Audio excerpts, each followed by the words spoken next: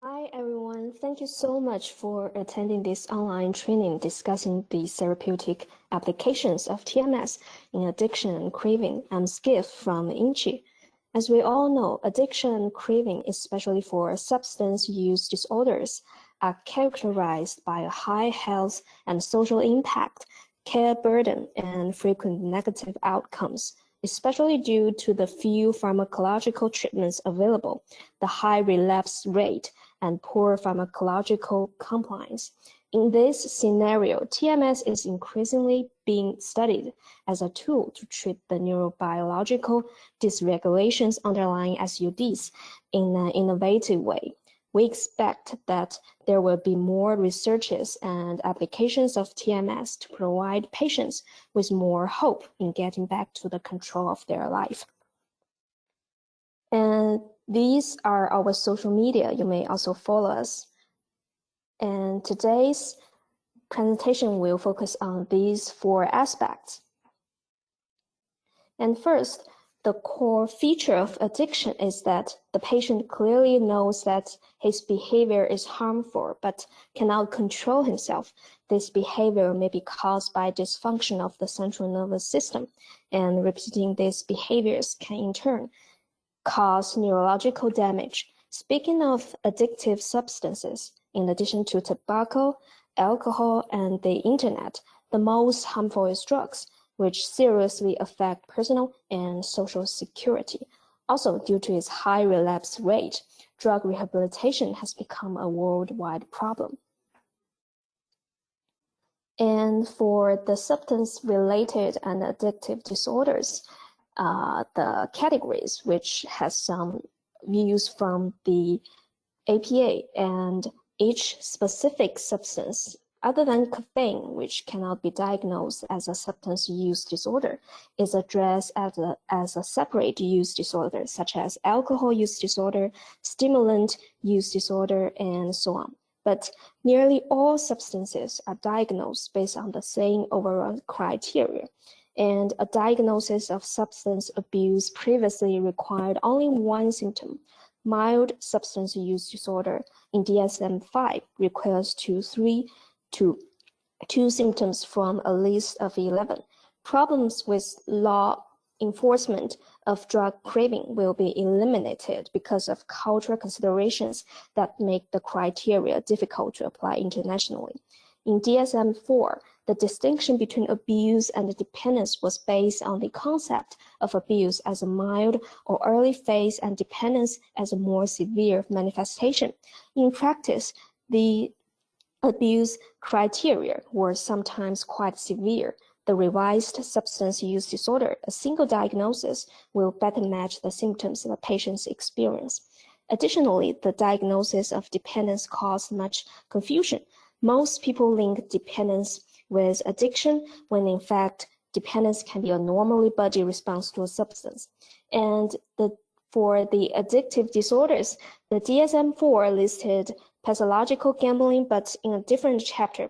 This new term and its location in the new manual reflect research findings that gambling disorder is similar to substance-related disorders in clinical expression, brain origin, and comorbidity, which is the presence of one or more disorders, and physiology and treatment. Recognition of these commonalities will help people with gambling disorder get the treatment and services they need, and others may better understand the challenges that individuals face in overcoming this disorder.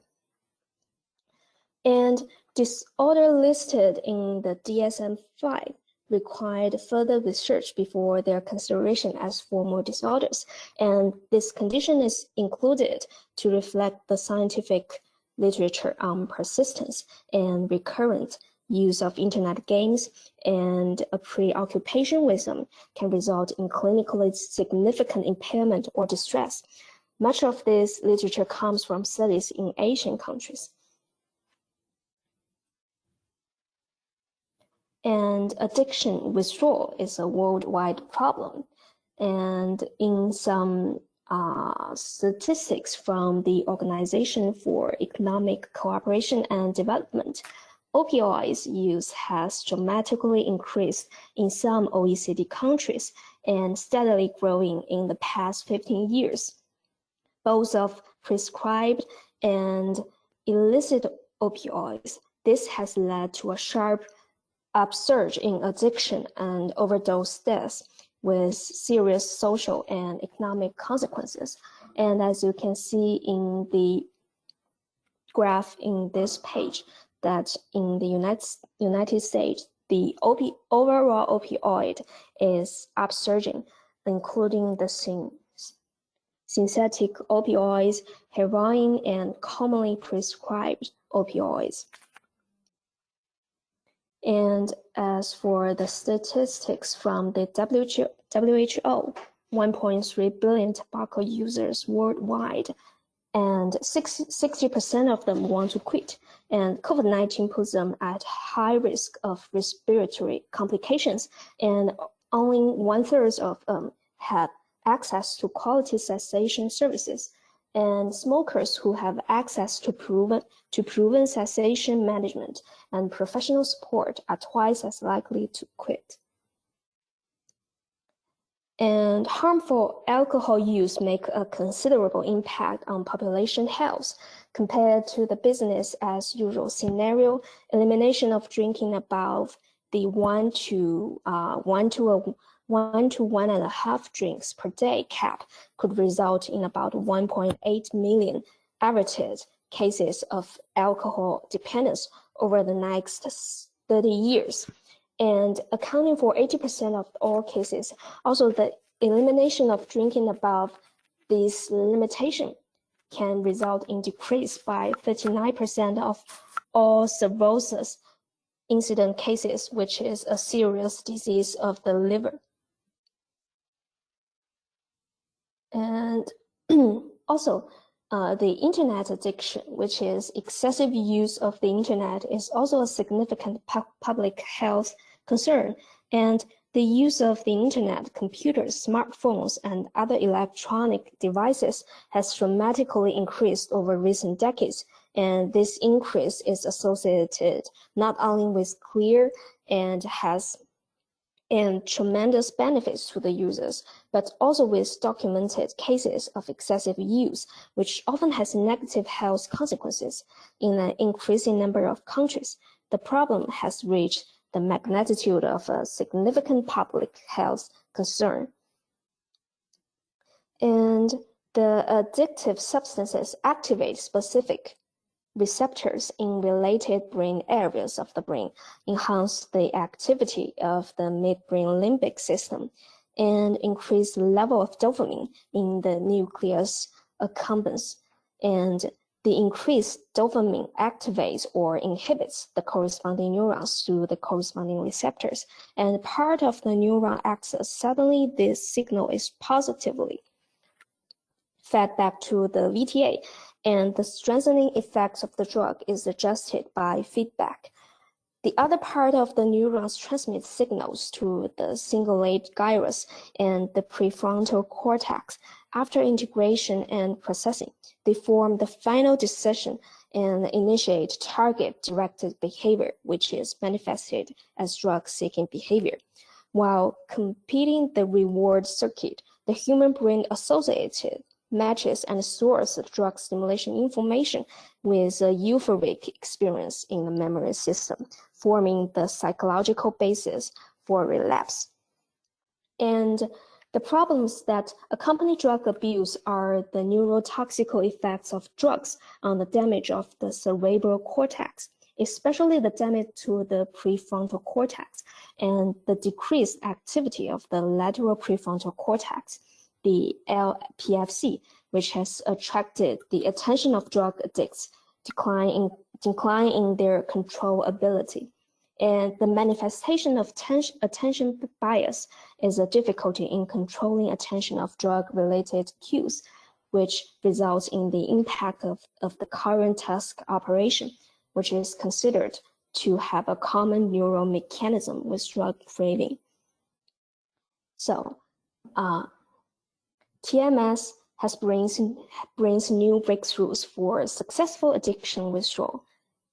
And As for TMS, we have explained many times before that it is a non-invasive technology which can penetrate the skull, painless, and has no need for anesthesia to stimulate the corresponding brain area. And it has several patterns which has different functions.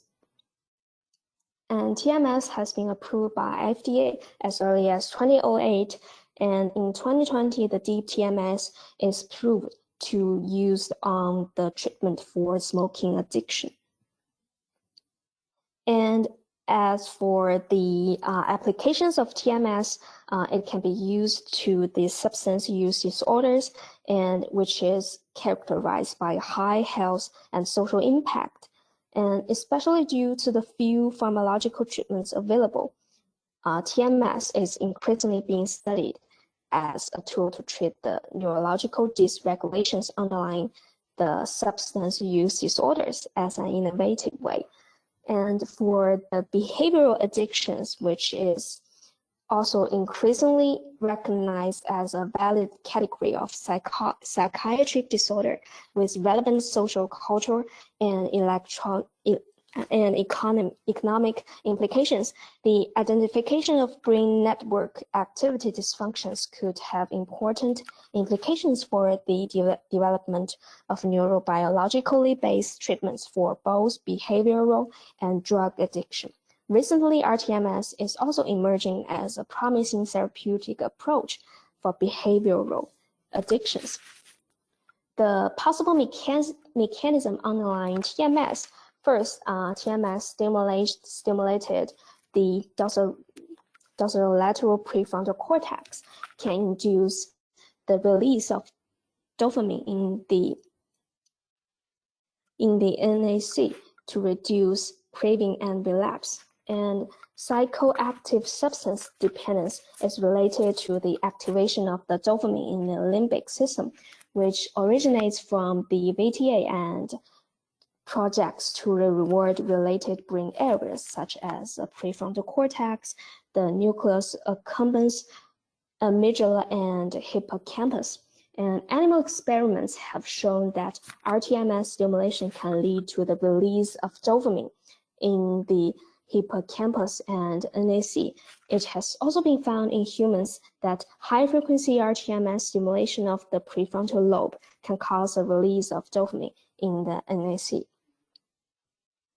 And also, because the related clues can stimulate drug craving behavior of the addicts, which are mainly related to changes in the brain's learning and memory system and its reward circuits involving the prefrontal lobe, anterior and posterior cingulate gyrus, hippocampus, and nucleus accumbens. And this is also a key brain area of the reward system, which is related to the initiation of craving behavior. And the brain's learning and memory functions connect regular things with the activation of the reward system caused by drugs. When experiencing these things again, it will cause drug craving behavior. And at the same time, and there are also problems with the brain's control of craving. So through brain stimulation, it can affect the reward neural network changes, the adaptability and plasticity of the nerve.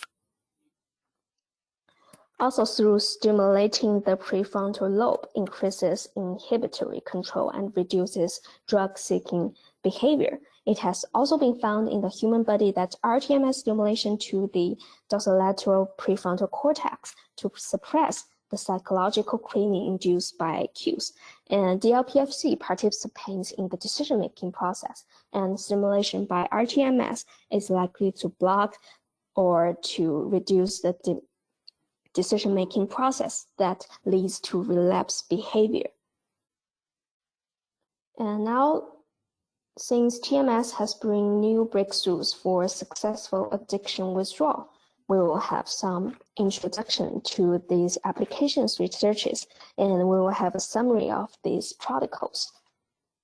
So, heroin addiction characterized by the inability to resist the impulses of seeking and sticking to heroin despite serious negative consequences is a serious social problem in the world, especially in China. Currently, there are several treatments for heroin addiction, one of which is methadone maintenance treatment. We can also call it MMT, which is recognized as an effective method for treating heroin addiction. Although MMT plays an active role in relieving withdrawal symptoms and reducing heroin craving, it still has a high relapse rate and poor retention rate.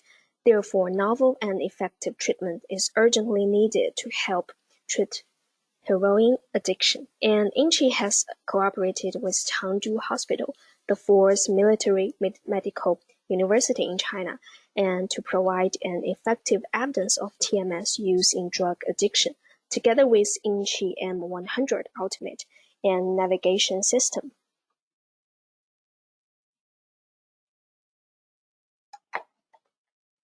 So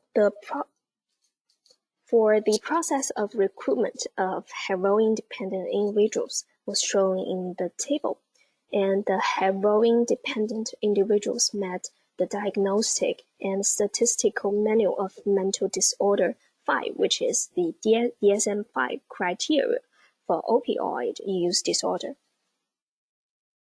And they have chosen the DLPFC as their region of interest.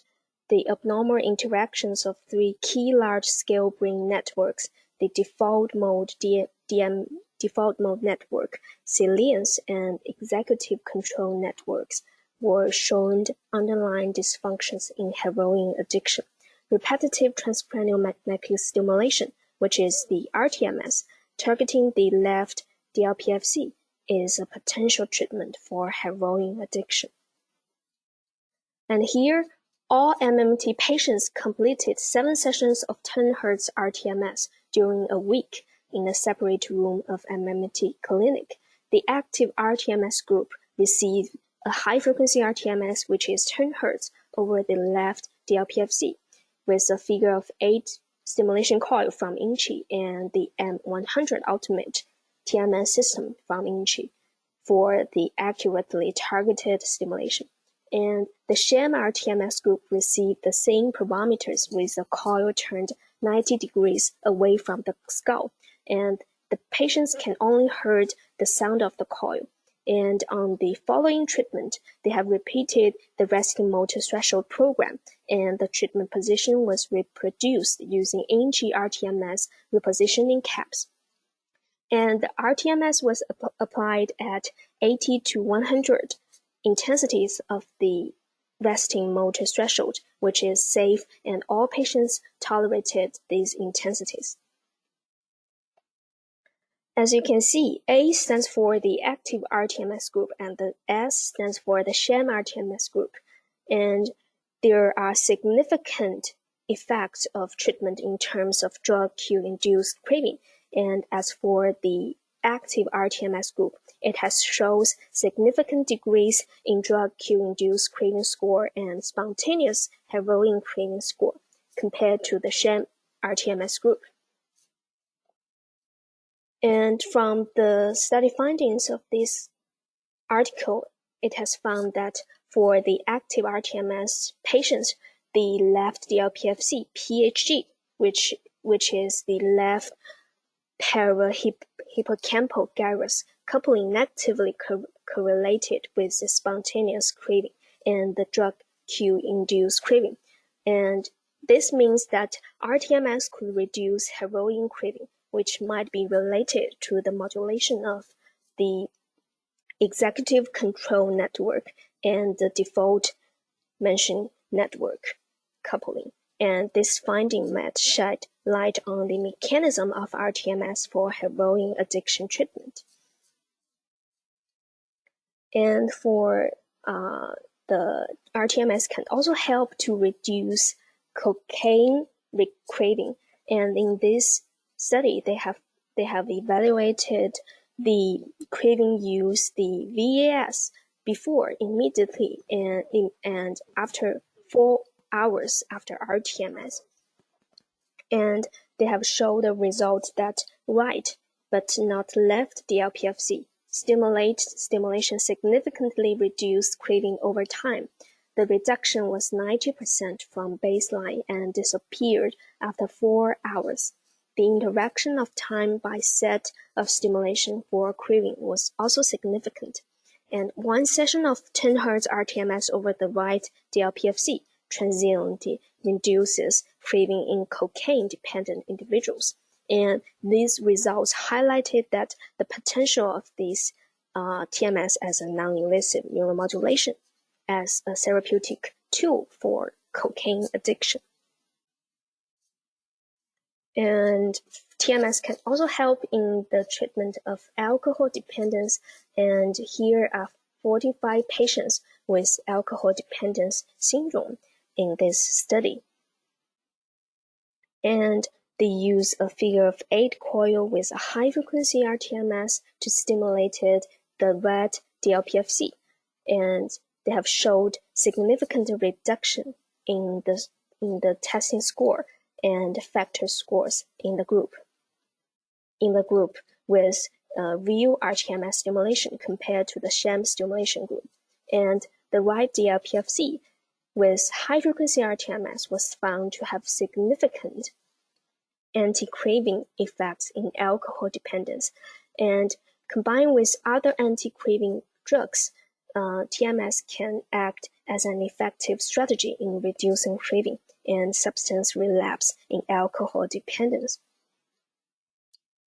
And TMS can also help to reduce nicotine cue craving by stimulating the left DLPFC with high-frequency RTMS. The focal coil here may be a figure of 8 coil or a double cone coil.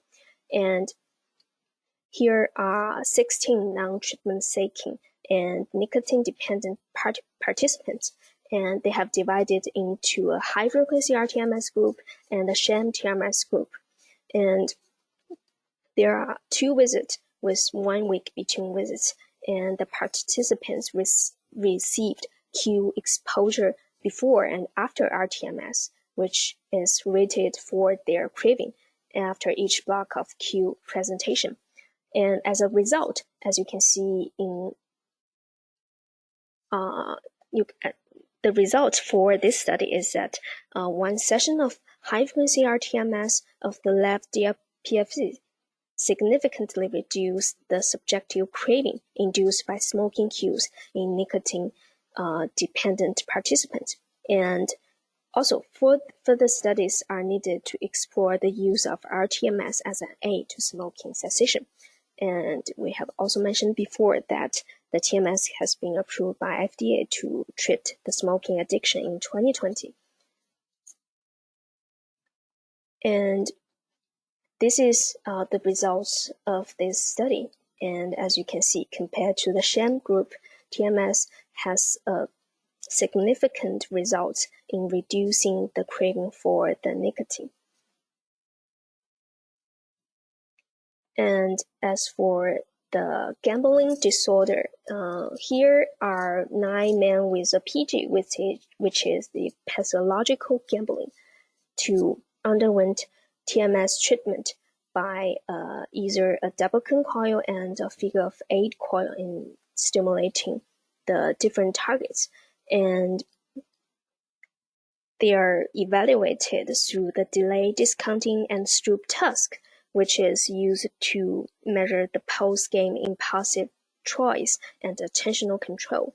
And the results shows that RTMS reduced the post-game increase in desire to gamble, and CTBS reduced the amphetamine-like effects and decreased the diastolic blood pressure. And for the RTMS, it also has a good effect on reduced gambling reinforcement in non-comorbid men with the pathological gambling. And the separate process appeared to mediate gambling reinforcement and betting behavior as against delay discounting and stroop interference. And the interventions that modify risk as opposed to temporal aspects of decision-making may better predict therapeutic response in pathological gambling.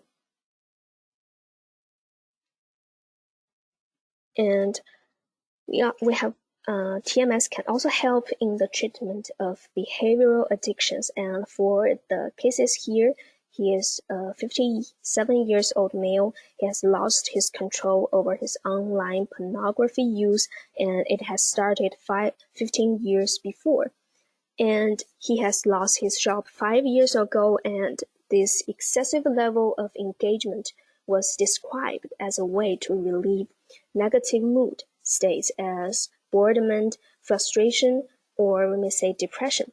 He progressively lost interest in other daily activities, including the sexual activities. And the protocol used here is the high-frequency RTMS over the left DLPFC with a total of 26 sessions.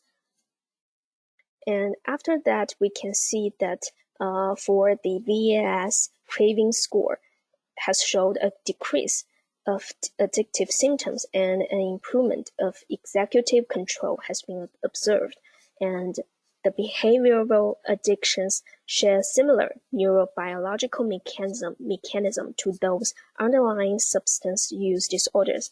And RTMS might represent a potential effective treatment for behavioral addictions.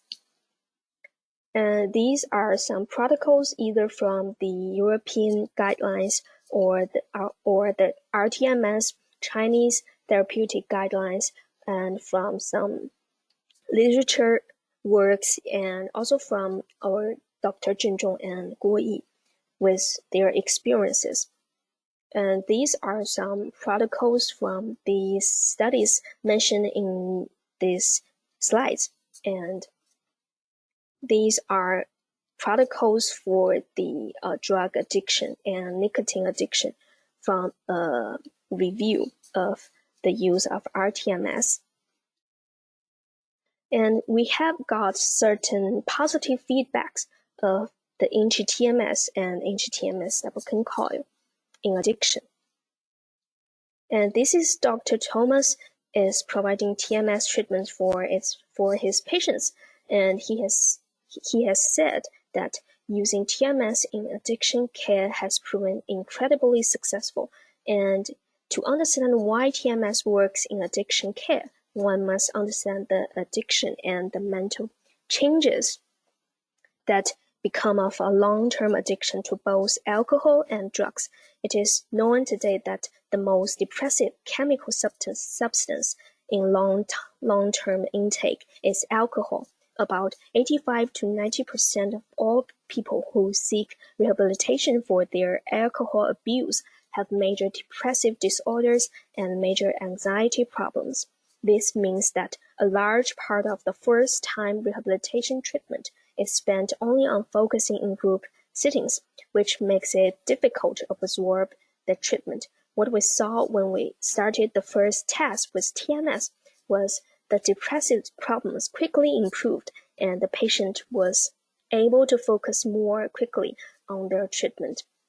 And the anxiety became faster, much better, which contributed to less craving for alcohol. Importantly, TMS is inserted into at the same time as rehabilitation treatment started to get the maximum effect. So TMS, and to try in the YINGCHI TMS, which will become a latent health resources with incredible potential for patients suffer from addiction problems, and as the same time for the mental disorders.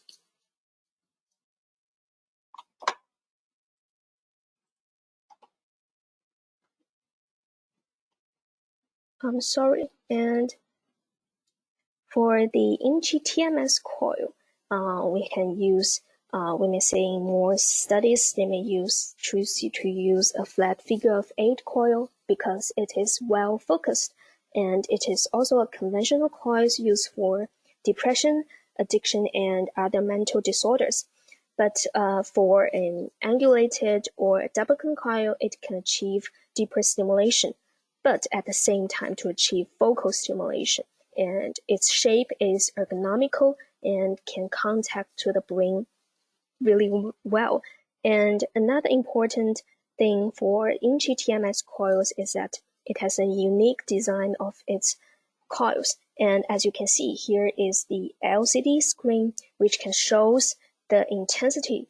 And through these two buttons, you can adjust the intensity with one hand, and you don't need to change the position when you are testing the motor thresholds on the brain, on the motor cortex. And you can simply trigger the stimulation by this button.